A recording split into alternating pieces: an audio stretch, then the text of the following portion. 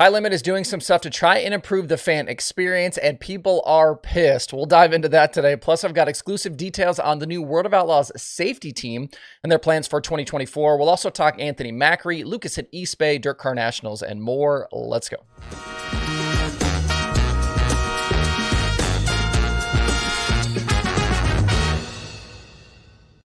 It's Tuesday, February 6th. I'm Justin Fiedler. This is DIRTRACKR Daily.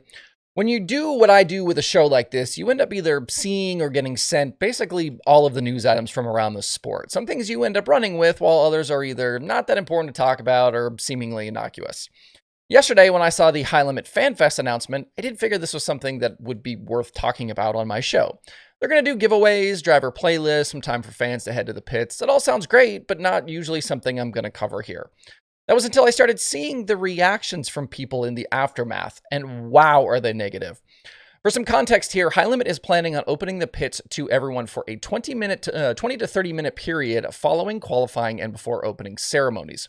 Usually this type of an open pit area is reserved until after the race program is complete, but High Limit is experimenting here. And looking at their plan, no doubt there are going to be challenges. Getting potentially a few thousand people from the grandstands to the pits and back again in 30 minutes could prove to be a tough task. And after qualifying, the crews are going to be deep into making adjustments to get their cars ready for heat races.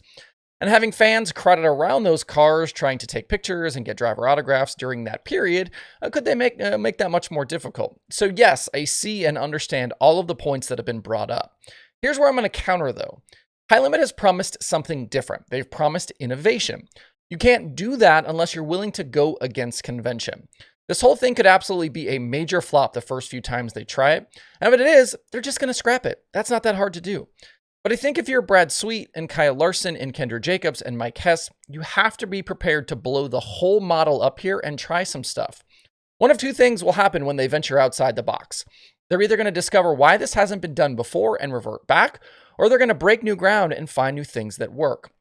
But if they take the same playbook that has been run across the sport for decades, they're going to end up with the same product and the same results. A saying that I like a lot is, if you want something you've never had, you have to do something you've never done. Maybe before we completely lose our minds on the internet, we give them some rope to try and fail at some things. If they touch the hot plate and get burned, then so be it. But you can't blame them for at least trying to push things. And speaking of sprint car innovation, we know that High Limit will bring the MedStar safety team with them to all of their races in 2024, and that safety continues to be a major focus around the sport. We talked just yesterday about the onboard fire suppression systems now being required by both national tours. Carson Macedo's crash at Knoxville last year was one that a lot of people were talking about and pointing to as an example, and improvements always need to be being sought after. But High Limit isn't alone in making moves for this season. Yesterday, the DIRTRACKR Nationals Twitter account posted an image of this truck that is on the property at Volusia this week and will be at all World of Outlaws events in 2024. I reached out to WRG to get some details on it and was provided with a bunch of info on their plans. In the past, the Outlaw officials' safety buggies were stocked with tools and equipment like compact firefighting systems, specifically the Enforcer 10 that looks like this. Officials were already wearing safety gear themselves like fire suits and helmets and going through safety training. But they're stepping up their efforts starting at Volusia with this truck at the center. In addition to the buggies, this new truck will carry the Enforcer 30 system that's much larger. It can produce 600 gallons of firefighting foam, plus it'll also have additional extinguishers on board. We'll also have a med board, an Amcus battery-powered cutter. Think about like the big jaws for cutting through bars and metal. Plus, it'll be fully supplied for basic medical life support.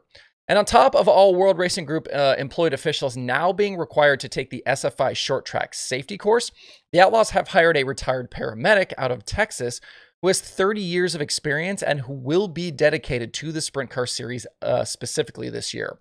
All of this is great news, and I'm very much glad to see both series not only making safety a priority, but investing resources into improvements. I'm sure this will be well received at Volusia this week and all season by drivers and competitors. All right, moving on. One of these sprint car drivers who I was often asked about this offseason in connection with a possible High Limit run was Anthony Macri. We haven't heard much about or from this team here lately, but they were never in the conversation for joining a series. The expectation all along has been that they would stay pick and choose, and thanks to their schedule release yesterday, that's been confirmed. The 39M will start the season this week and run Volusia with the Outlaws, and then stick around for East Bay and Golden Isles with High Limit. From there, it's a mix of shows all season between Central Pennsylvania, the World of Outlaws, and High Limit. And there's a few others thrown in there as well, including some weekly Midwest shows. I count 30 Outlaw races and 31 with High Limit on that schedule. The Concrete Kid was a significant topic of conversation last year after he departed his family's 39M just a few hours before the Eldora Million was set to start. And he spent much of the rest of the year splitting time between Bernie's Indy Race Part 71 and the Clausen Marshall 7BC when Tyler Courtney was injured. Whatever happened between the two sides, though, did eventually get worked out, with Macri rejoining the team in October. In 2022, the 39M was one of the best teams in the country. They racked up 23 wins in 93 starts, and they were off to a similar pace last year before things went sideways. After the split, though, neither side was really the same. Macri went winless through the rest of the year, and the 39M, I think, only won one time with Lance DeWeese in the seat. We'll get to see this week how quickly the 39M can get back up to speed with action starting on Wednesday. As expected, we talked about this yesterday, the Monday show at East Bay for the Lucas Oil Late Model Dirt Series was rained out. The night's action wasn't canceled, though, and has instead been postponed in a little bit of a different way that I've seen before. Instead of rerunning the program altogether at a later date, they're going to chop the night up and are going to run the pieces of it through the rest of the week. So after tonight's action is complete, they're going to run qualifying for that makeup show. After Wednesday, it'll be the heat races and the B-mains, and then after Thursday is done, they'll run the 25-lap feature. There are definitely some criticisms of this plan floating around, so we'll have to see how it works out. East Bay a year ago turned into a rocket chassis party, with the whole week going to drivers and teams running rocket cars, including Tyler Erb, Ashton Winger, and Ryan Gustin early, and then the final two nights went to Hudson O'Neill. This came after Rocket had basically been shut out of the win column to start 2023. Things haven't been quite the same, though, this year, and we've seen plenty of speed from the Rocket cars, including multiple house car wins already, and some podium sweeps. Hot laps are scheduled today for 5:30 p.m. Eastern, and tonight's show is $5,000 to win. And don't be surprised if a team or two sits out some of these early East Bay nights, as not all of them are for points. If you're near the track, Flow Racing has live coverage. And at Volusia on Monday, they had 113 UMP modified signed in. We had a 6-pack of feature winners on the night. Brian Ruhlman, Mitch Thomas, Tyler Nicely, Tim Ward, David Stremme, and Will Krupp all picked up Gator trophies. Today at DIRTCar Nationals, they'll do it all over again with another 6 modified features, but in between, we'll have sprint car practice sprinkled in. The World of Outlaws teams will get 3 hot lap sessions through the night to get things dialed in before racing then starts on Wednesday. Dirt Vision will have live coverage for those of you who are watching from afar.